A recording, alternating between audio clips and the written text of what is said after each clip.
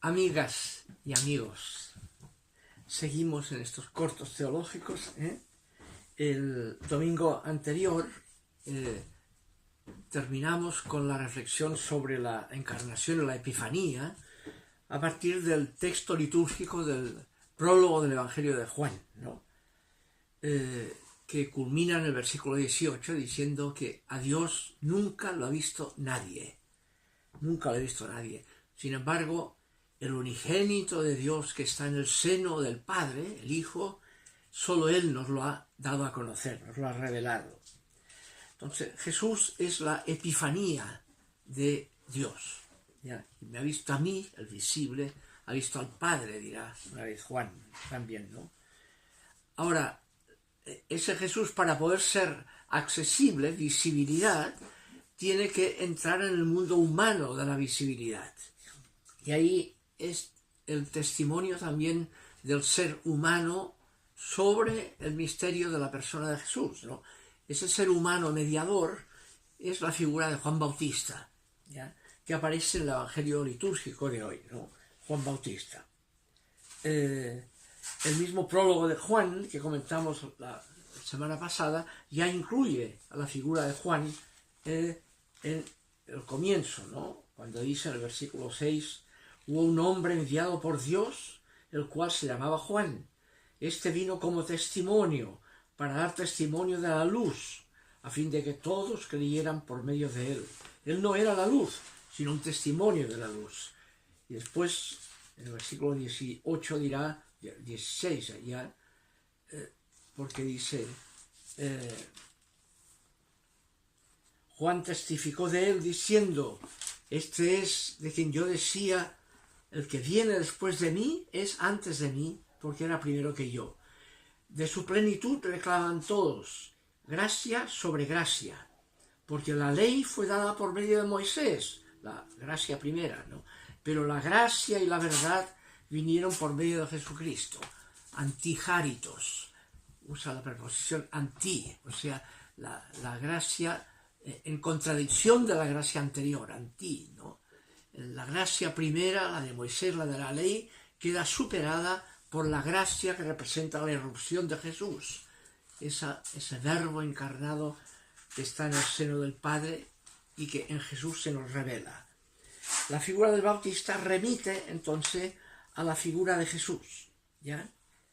Es un tema análogo al que tenemos con la iglesia visible. La iglesia visible juega un papel como el de Juan Bautista. Como decía Juan, yo no soy el Cristo, yo soy un mediador hacia él. Por tanto, la iglesia no se manda a sí misma, es mediadora, visible de una realidad que la trasciende. Y por tanto puede ser obstáculo para esa realidad que la trasciende. No se puede nunca identificar con ella, ¿ya? La trasciende, ¿ya?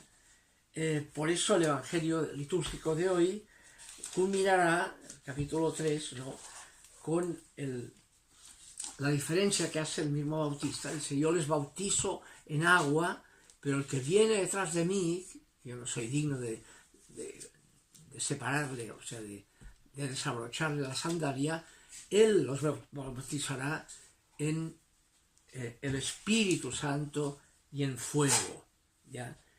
Y ahí está la diferencia entre el agua y el Espíritu Santo y fuego, ¿ya? El mismo Evangelio de Lucas dice ahí que, como también los otros dos sinópticos, que Jesús, una vez hubo salido del agua, dice el texto, no en el agua, sino una vez hubo salido del agua, ahí se abrió el cielo, para distinguir el bautismo del Bautista, que es el bautismo exterior, cuyo símbolo es el agua, que lava, se seca y no pasa nada, si te quedas con eso, con el bautismo de Jesús, que es el bautismo cristiano, de la unción, Christos, que significa ungido, como el aceite que penetra y deja marca, va al corazón y motiva la libertad, va hacia la autenticidad interior y no se queda en las formalidades exteriores, ¿no? Esa es la diferencia entre el bautismo de Juan y el bautismo de Jesús. El bautismo de Juan entonces marcará un bautismo de agua exterior que no corresponde al espíritu que irrumpe. Por eso dirá, y aquí aludirá, dice, mientras oraba, dice Lucas, entonces se abrió el cielo y el Espíritu Santo bajó sobre él en forma corporal, somaticó, en forma corporal, como una paloma.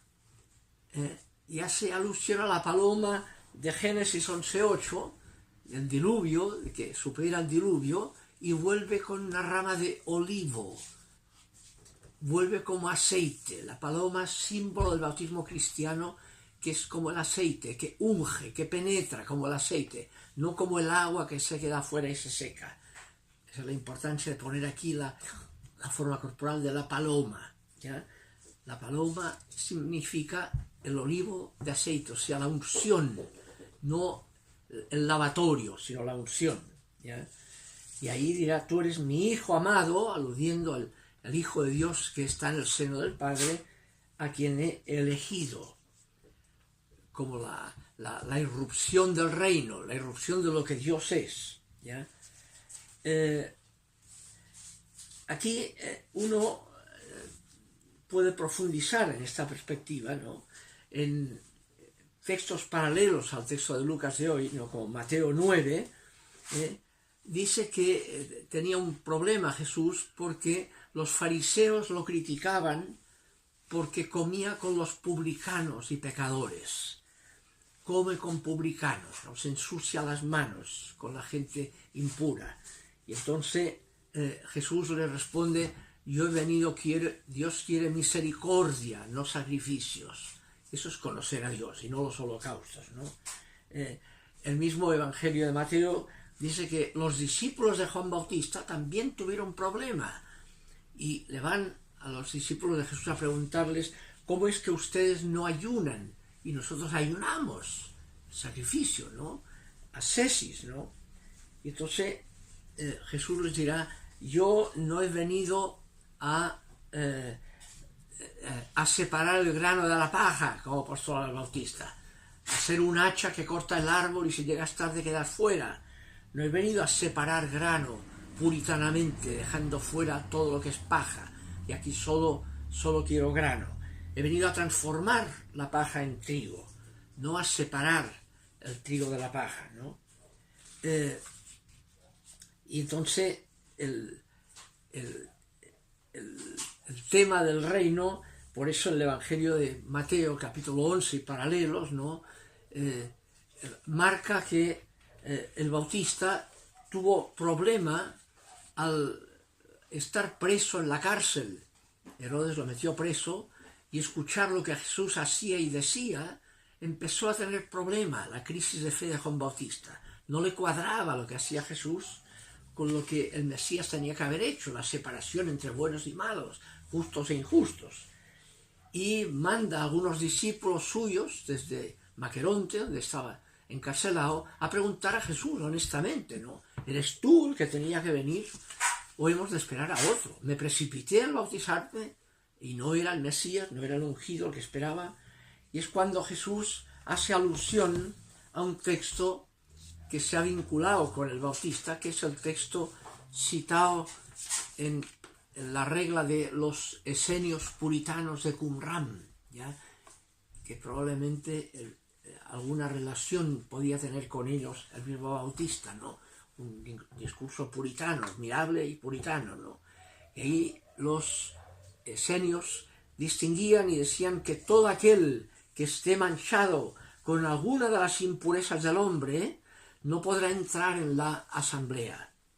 Tampoco los que estén manchados con alguna impureza de las que se prohíben en la asamblea, como sería toda persona con algún defecto corporal, que es símbolo de pecado, ¿no? Los cojos, los mancos, los tuertos, los ciegos, los sordos, los mudos, los que tengan algún defecto que les deforme la figura, o sea, los leprosos, ninguno de ellos debe tomar asiento en el consejo de la comunidad. ¿Por qué? Y da la razón, porque los ángeles de santidad están en sus lugares, van contra la santidad de los ángeles de Dios, ¿no? A lo cual lo dirá probablemente Jesús en la frase aquella, no desprecien a ninguno de estos pequeños, porque sus ángeles ven la faz de Dios. Entonces, ese texto de Qumran lo asume en Mateo 11 la respuesta que Jesús manda al Bautista. Vayan a Juan y díganle lo que han visto y oído. Y hace unas curaciones de ciegos, de sordos, de mudos, ¿no? Para ilustrar el Evangelio esa respuesta que remite a los excluidos como impuros por la comunidad de los justos esenios, ¿no? Esos excluidos, vayan a Juan y díganle que de ellos es el reino. Los cojos, los mancos, los tuertos y los pobres, esta pobre gente reciben el anuncio del reino. Y acaba con aquel piropo, dice que han salido a ver al desierto a una persona que lo pasaba muy bien. Dice, no, un gran asceta, el profeta más grande que hemos tenido. Pero acaba ese piropo con esa advertencia. Pero el más pequeño en el reino de Dios es mayor que Juan Bautista. Por tanto, cuidado, Juan, que el hecho de que lo que yo hago, esa irrupción a los pobres, a los aparentemente impuros, no corresponda a lo que tú esperabas del puritanismo, no te deje a ti fuera del reino. Es una advertencia a todo puritanismo, al Juan Bautista y a las iglesias en forma de Juan Bautista, puritanas, que excluyen, que quieren solo puros. Y Jesús dice, yo he venido a llamar a los pecadores, no a los justos. He venido no a separar el grano de la paja, sino a transformar la paja en grano, a la inclusión, no la exclusión de nadie. Por tanto, siempre que hay actitudes excluyentes, eso es antigua alianza. Es la gracia primera, la ley, no es la nueva alianza. No corresponde al reino de Dios y a la espiritualidad de Jesús, al Espíritu Santo que lo penetró. ¿Ya? Es por esa razón que en el versículo 12, el mismo Mateo 11, versículo 12, dirá, desde los días de Juan Bautista hasta ahora, el reino de los cielos sufre violencia y solo los violentos, los biastai, lo arrebatan. La violencia del reino, que es el cambio de mentalidad, la metanoia. Hay que cambiar de mentalidad. La mentalidad puritana no corresponde a la experiencia de Jesús, al Espíritu de Dios. Quiero misericordia, no sacrificios. Eso es conocer a Dios, no los holocaustos, no las formalidades rituales por sí mismas.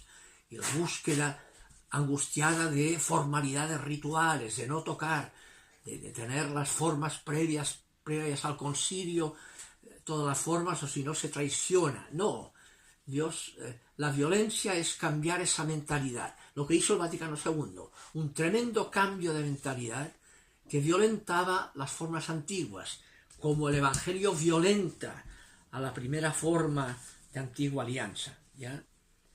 Eso marca la diferencia entre el bautismo de Jesús, ¿ya? Simbolizado por el aceite que va por dentro y penetra, con respecto al bautismo del agua. Hay un texto en Mateo 15, ¿no?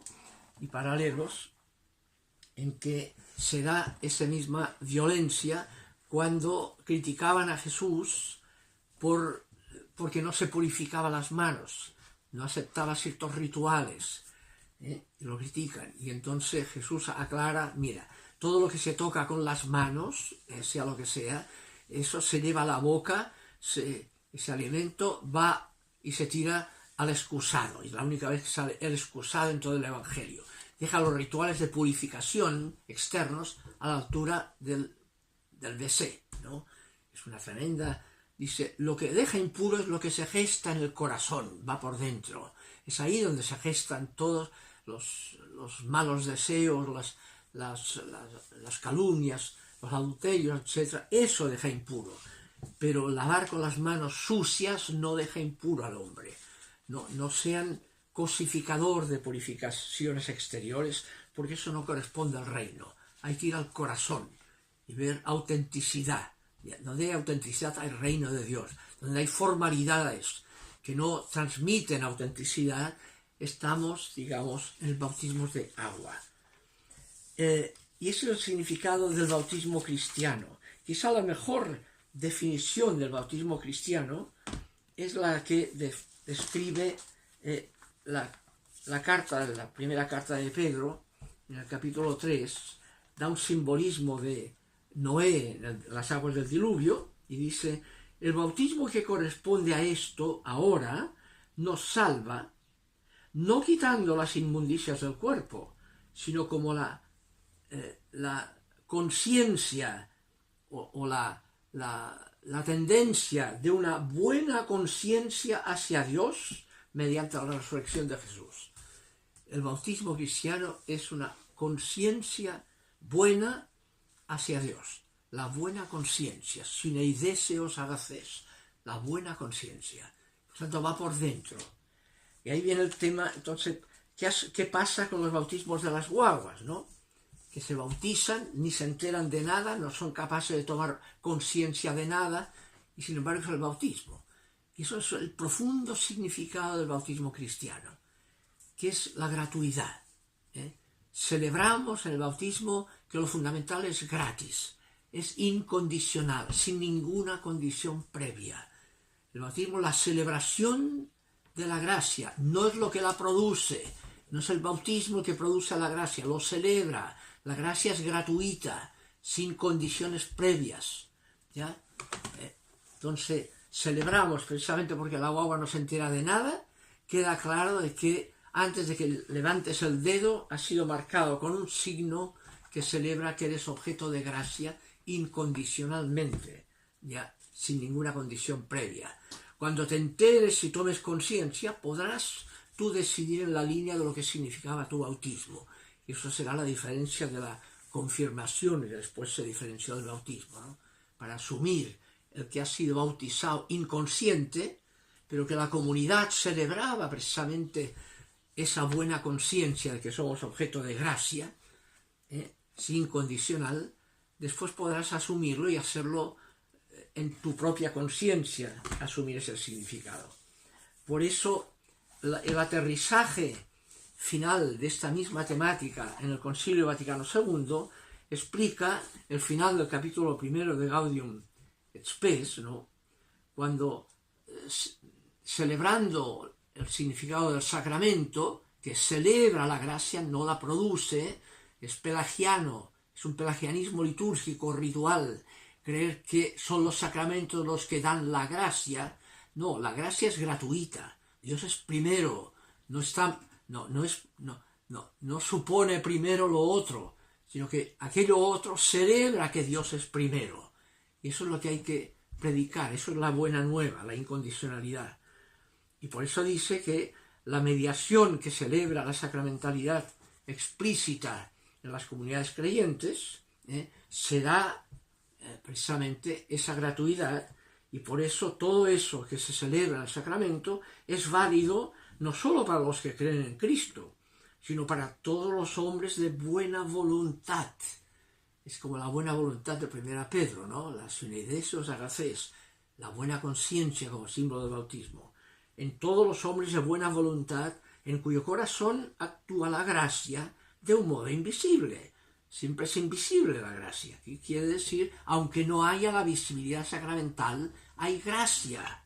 Siempre que haya buena voluntad, que no la obstaculices con la mala voluntad. Y da la razón, puesto que Cristo murió por todos, no por todos nosotros o por algunos, sino por todos.